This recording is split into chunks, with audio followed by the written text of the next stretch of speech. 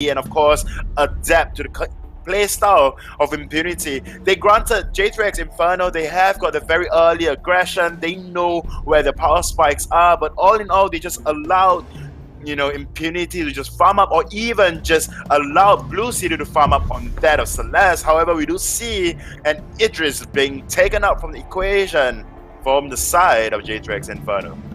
Yeah, they're going to do the same ban as last game. Idris makes sense if you don't want to go up against that. Idris is extremely good against their Vox as well, which is a comfort pick for Baby. I wouldn't be surprised if Impunity ban away Catherine again.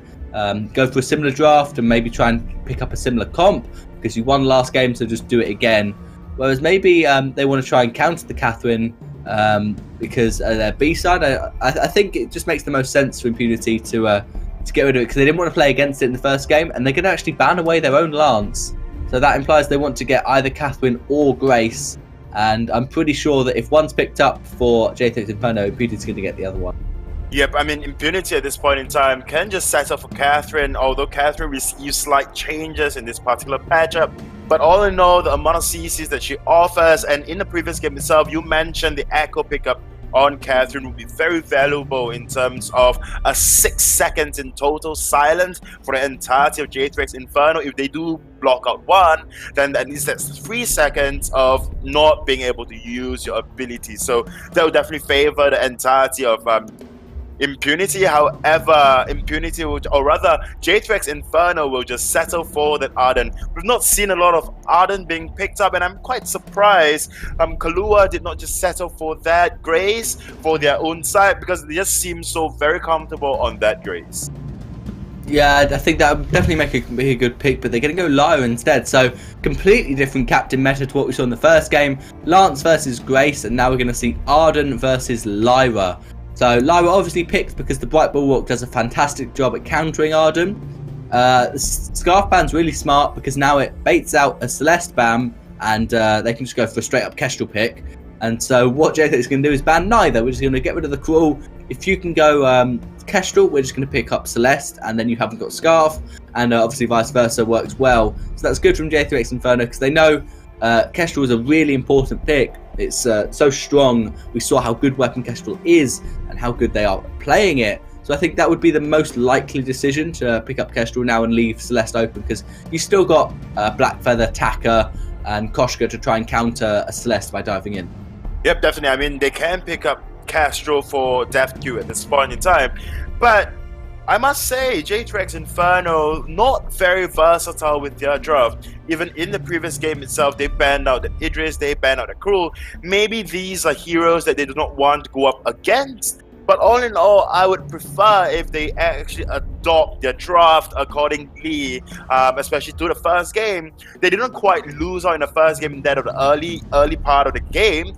But honestly, in the later part, they just did not have an answer to Death Queue whatsoever. So hopefully they would learn. But unfortunately, they will just settle for that Cruel and Idris. But a very interesting pickup coming out from the side of J3X Inferno, and that would be the pickup of Sky. Yeah, you said their draft was very similar but very different with that Sky pick, and I hope it's Weapon, because Weapon Sky actually does really well against Kestrel. You can dodge all the Glimmer shots, but it's going to be another CP Sky. So lane Weapon Glaive is reasonably good against Kestrel. Early game, you can land every afterburn without question pretty much, because your afterburn does a little bit of damage when you pass through Kestrel, and so that'll be an easy punt back. And I think a last pick here, obviously they could just go Celeste again, and there's no reason not to. Sky is not fantastic against Celeste. It's not a particular counter pick, but I think going Celeste would be a really good comfort pick. And there's for me it's a pretty simple decision, because the comp worked in the last game, and you're not countered by Sky, and so it's just a skill matchup, which I think they could win. Yep, it's either Celeste, or they can, if they are, very adventurous, in which we saw they are when they picked up Reza yesterday. So hopefully we get to see an Ozo. Ozo is one of those heroes that I really want to see coming out, and especially going up against the Sky when you are so mobile, I think it is a rather applicable pickup. As I mean, they can settle for Celeste. They have got a siege potential since they ban out the Scarf. Means they own the other mage, and they can just run it similarly to the previous comp. And on top of that, they have got a Lyra for the extra sustain. But Lyra, Ozo, and Castro, I personally think this works so well. Ozo being the very countable bruiser that can just self-sustain. And on top of that, you have Lyra as well. So in the later part of the game, you know, Ozo can just be a heck of a distraction, and you know, DefQ can just put out so much damage. However, we do receive information that Black Feather will be last picked up for the side of Impunity. Yeah, I agree with you, especially with someone like a Lyra. You can get the extra heal from Ozo's Kali Luck perk, but they are going to end up with a Black Feather. That's a reasonably good pick. Black Feather does very well against Skye and quite well against Glaive. Do you think we're going to be seeing the CP Black Feather in the jungle? Or maybe we're going to see a Crystal Kestrel jungle in a lane Black Feather? Obviously, we know DefQ is extremely good at Kestrel, but no, DefQ's locked in the Black Feather. So we are actually going to see, most likely, as a CP jungle Kestrel. What do you think of that decision, Luxuria? Well, I personally think that with CP Kestrel, what you have is your extra range, because a lot of damage will come from the splash after a Glimmer Shot. So you can stay from afar, and there's a lot of outplay potential for a CP Kestrel. So honestly, if you were to ask me, I think CP Kestrel would be a rather decent pickup. But overall, DefQ on that of Black Feather will do rather well going up against Nibim on a Weapon Glaive. So because we know both of them, they want to duel it out, and half the time Black Feather would win as long as Black Feather has got a Reflex block in hand, can block out the afterburn. If not, then just rolls offensive out. So all in all, I think that the Weapon Black Feather, it's... wait. We are going to see a Crystal Black Feather and a Weapon Kestrel. We are, so that's a very interesting decision. Bluxley going on the Weapon Kestrel. I think Weapon Kestrel is quite smart in this comp, because CP Kestrel just would have a really tough job of poking with a Black Feather, because Black Feather's all about engage, CP Kestrel is all about poke, and so those two heroes don't really synergize well, whereas Weapon Kestrel and CP Black Feather have very similar ranges, with Weapon Kestrel's basic attack Glimmer Shot, and Black Feather with his Overdriven on point. And yeah, it's going to be a lane CP Black Feather, so this is definitely not what you would expect, but it's probably going to work out quite well. DefQ did actually lose a full wave of minions because he got the jungle with Bluxley, so it's kind of worth it. But DefQ can take a little bit of poke from Baby, and it looks like it's going to be a lane Crystal Skye as opposed to a lane Glaive. So very, very different from these teams, what they decide to put in each position. But that's going to be the afterburn. On to DefQ, taking a lot of damage now. Him tanks 2 turret shots. He probably might fall here. DefQ has not got the healing flask. Will he fall? One on point. Oh, the plays from DefQ. He's going to get the kill for Bluxley, and he wants a double. Impunity playing fantastically to secure that first blood. That was definitely a very interesting, or rather impressive play coming out from quarter 4, I must say. That Imperial Seizure just dropped in time and just allowed DefQ to just continue. But I must say, it was down to DefQ's microplay as well. DefQ could land that on point. Had he missed just slightly wide, and he would have just went down to Nibim. If not, then I Baby. But there is one thing that I must point out. It's that although you come up with a very good gank, I must say Nibim came up with an afterburn, a very unexpected one, and you punted, you know, DefQ away from his turret, just leaving him very, very vulnerable. But DefQ could survive through all of that onslaught, waited for, you know, quarter 4 to come up to lane to just supply him with an Imperial Sigil. It's just very impressive, if you would ask. Yeah, definitely. And I think Baby's going to just push this lane a little bit and then rotate probably to shop. Actually, no, Nibim is going to go for the afterburn. Lovely bright bulwark from far, blocking out the afterburn from Glaive. That is just fantastic play. That's just in anticipation. There's no way you can do that on reflex. The afterburn's just too quick. So he flared out, saw Glaive and went, yeah, he's going to afterburn. Let me just pop my black bulwark down and cancel that straight away. Yep, so very good play. All in all, like I said, Impunities, their micros is good, but one thing to actually watch out for is actually how they move and rotate around the map. Just with one kill at hand, and just look at them, they have got the gold advantage already over to the side of J3X Inferno, and that is one thing that why, you know, Impunity just outshines a lot of teams out there, and it's just based and just down to how they move and rotate around the map itself. Yeah, I think Impunity are certainly looking impressive. J3X needs to try and find something to counter this, because Impunity just slowly edging out their gold lead as they a lot earlier than in the first game. And Bluxley gonna get hit by Nabin. Too much damage. Impunity will just keep them away. And I think J3X they're trying something different, as in they're trying the lane ganks, but it's just not working out too well because Lyra's ready. Lyra knows exactly when Glaive's going to be there, ready to Imperial Sigil, Bulwark, try and keep DefQ alive. And once it gets towards late game, this Crystal Black Feather's going to be hurting an awful lot. That's a lot of damage. 338 on the with the completed Shatterglass, and Baby should probably buy some defense items. I think someone needs to tell him that. Yep. Hopefully, I mean, most of the time we do see when you have a Skye being picked up for your team, your Skye want to go very glass cannon-y altogether because of the damage reduction that she suffered from the previous patch. But with the 2% increase, I think you can afford a very early reflex block and wouldn't hurt you all too much. But then again, Iron Baby, or rather Skye in itself, as a hero, you are so mobile, you can just dance around in the team fight itself. So, you know, another bright bulwark from Quart d'Ivoire was used, and then Glaive used his boots. And so he was obviously going to boot sit right after them, but Quart d'Ivoire denied another one. And they didn't actually use the afterburn, so it is available, but he definitely wanted to because boots are now on cooldown. So much damage, and there's going to be the afterburn. Going to land. Vainglory able to reposition, secure the kill onto Glaive, but he hasn't got glimmer shots. Going to wait for them. Baby takes the poke, takes the on point, but will get the Vanguard. One shot onto Kahlua, tanking it, and that will be Baby able to survive, but I highly doubt this turret will be able to survive. Wait for the turret to attack a minion, and Impunity juggling turret aggro better than I've seen a couple of other teams do. It is quite hard this patch to actually juggle target aggro effectively. It will target heroes much more aggressively.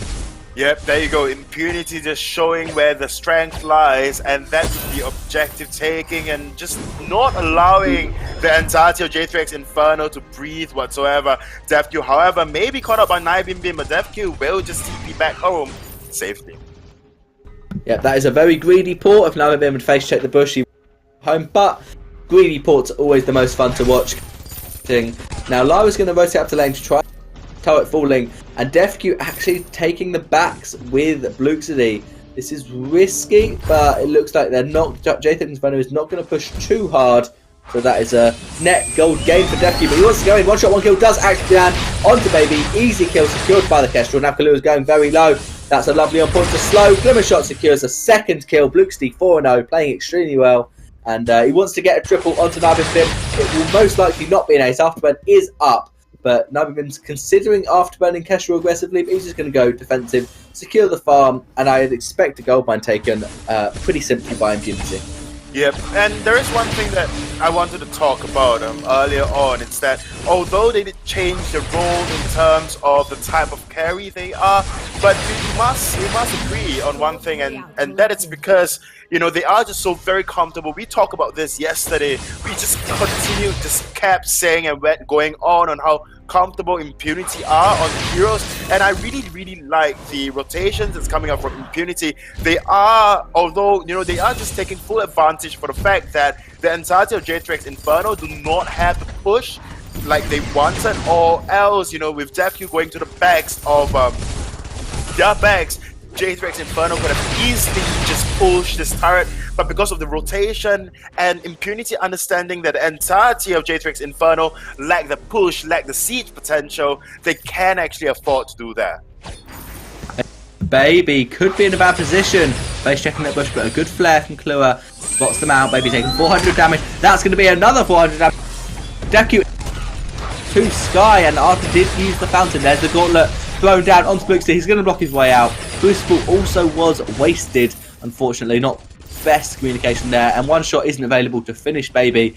Bluxley knows where Baby is, but is far too far away, and DefQ a bit too aggressive. He's now bought himself a reflex block, but he was just dived in on Skye unnecessarily, really. If he just waited for Skye to try and deal damage to him, just had to wait on point, and that's an easy kill. And But that is nice. Actually, no shutdown because DefQ didn't have any kills, so not only 200 gold was actually given over to Baby. Yeah, I mean, DefQ assisted a lot and did not secure much kills. All the kills just lie on Blue City, on that of Castro. I mean, granted, for a Black Feather, a lot of the times you just really want to poke with your on point, and that is about it. You have your burst, you have to wait for your on point to come up, and once you have enough like heart drop stacks on your enemies, then you go in with a feint of heart for the execute. Else, you really just want to be patient and really very much play like a mage, all in all.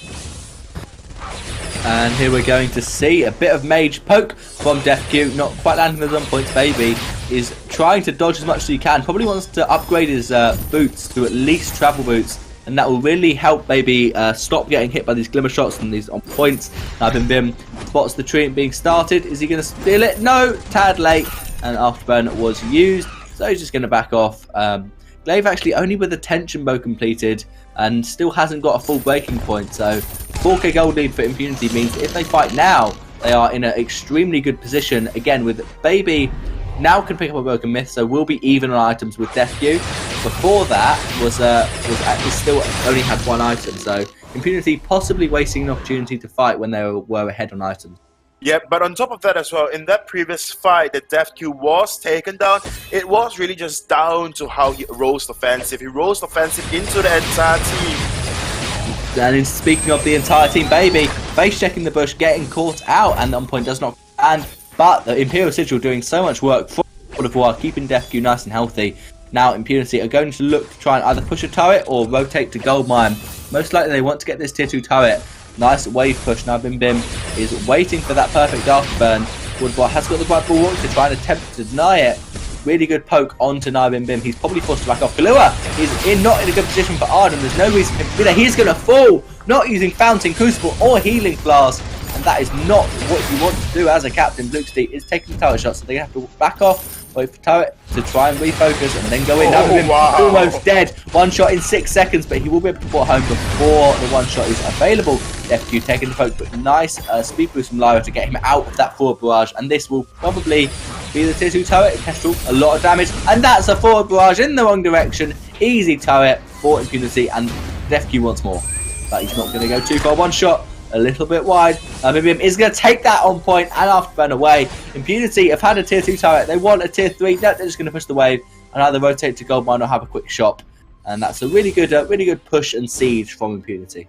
Yep, definitely. I mean, Impunity was just playing so well in that particular siege. Just very, very patient. And, you know, or rather, I think it was just down to Kahlua. Kahlua just took too much unnecessary damage, and thus putting them, you know, giving Impunity that man advantage, and thus Impunity could easily push a turret. Had Kahlua just probably popped the healing flask, if not then any healing of sorts, just to keep him a little alive, probably throw down the gauntlet as well, and try to force a fight, then it might have been a better outcome. They wouldn't have quite lost the first turret. But all in all, I must say, it was just really well played coming out from Impunity, able to juggle the turret aggro firstly, and on top of that as well, able to predict as and when a Beam comes in with those afterburn. However, in the previous fight itself, or rather not even a fight, it was just a push or siege try coming out from Impunity, in which they were successful, of course. Beam just did not even come in. There's the gauntlet going down. DefQ not quite able to block DefQ, owning out Blue City. Woodbar going to get punted away and going to use Arcane Pass. Good. So if Impunity get in a bad position, they can just Arcane Passage towards their turret, but they're going to go in aggressive. Now it's going to fall through the Black Feather. DefQ wants the Rose offensive in. It's a nice forward barrage from Baby to try and poke DefQ away, but he's got an on point. One more will go onto Kahlua. One shot onto Baby. Baby's going to Sewer Strike away. DefQ taking the poke, but he's going to put it back onto Kahlua. He is going to fall, and DefQ diving on the turrets. That is another 1 point. 9 broken myth stacks. Ace for Impunity, and DefQ is going to wait for a Rose offensive, but he's just got to wait a bit more, and there's the turret, so he'll be able to get away. Yep, I don't think they'll be able to secure this turret. Beam is coming back for more. Here's DefQ, has not had enough yet. That Eve of Harvest giving him so much healing, and it's just going to back off, not actually able to get the tier 3 turret because DefQ was slightly out of position, so they weren't able to push it, but this will be an easy gold mine, and the gold lead luxury is just extending vastly for Impunity. definitely. I mean, Impunity at this point in time just looking very strong, although it hasn't been quite the action-packed match that we've witnessed Impunity had in the past, where, you know, they just cycle on those kills after kills. But at this point in time, at least what Impunity is doing is going for those objectives and just playing the game of 2.8, in which would be aggressive control. Whereas for the side of J3X Inferno, one pattern that we can just point out, or rather we witness from them, it's their hunger, or rather how bloodthirsty they are. Yeah, they do want to fight an awful lot, and they are trying. It's down. Now Mim could go for an afterburn, and that will not be available. Baby just going to go a bit of aggressive forward barrage onto Bluxity, and Impunity are going to try and push this wave into the turret. Aren't that many minions though, so they're going to have to wait a bit. Now Mim could be in trouble. Crystal Sentry is joining the fight, so this is a time for J3X Inferno. Now the time is now to fight. Throw the gauntlet down. It is going to be blocked up. DefQ manages the most offensive away, and that was a wasted gauntlet, but Crucible was used as well.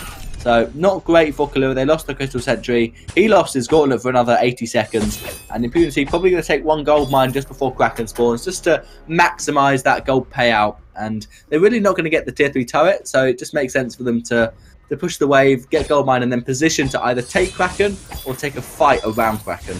I mean, at this point in time, with Impunity just so close to the 10k gold lead, even if Kalua do drop the gauntlet down, I think Impunity is fighting in that arena. Could be a good thing for them, but DefQ is going to get away out of the afterburn, and that could be Bluxity in trouble. Maybe lovely forward barrage, but the Imperials will keep him. Kalua. That's an afterburn. DefQ's going to block it up, and he's going to vote defensive through Kalua. Kestrel picks up the kill, and now Baby is the last one left standing. No chance to run away. Double for Black Feather. Ace again for Impunity. And are they just going to push for the win, Luxuria? No, they're probably going to take the Kraken now. Yep, they will definitely go for the Kraken. Oh, no. Well, why let's not? just hold that. They just wanted a sentry for some reason. They decided, sentry going. Let's split aggro on these turrets. Glue it up in 3 seconds, but no carry for another 5. Turrets taken down simultaneously-ish. And now Bluxty's onto the Vein Crystal. And another bright bulwark, snaring out Glaive out of his afterburn. And that is a game 2 and the win to Impunity. That was spectacular, to say the least, and good game, well played for both teams. J3X Inferno in that first game definitely looked like they've got a slight chance going up against Impunity. However, we did mention Impunity just looking like a very strong team coming into the season, and in fact the reigning champions of the summer season. So at this point in time, Impunity really just putting their feet down and say, if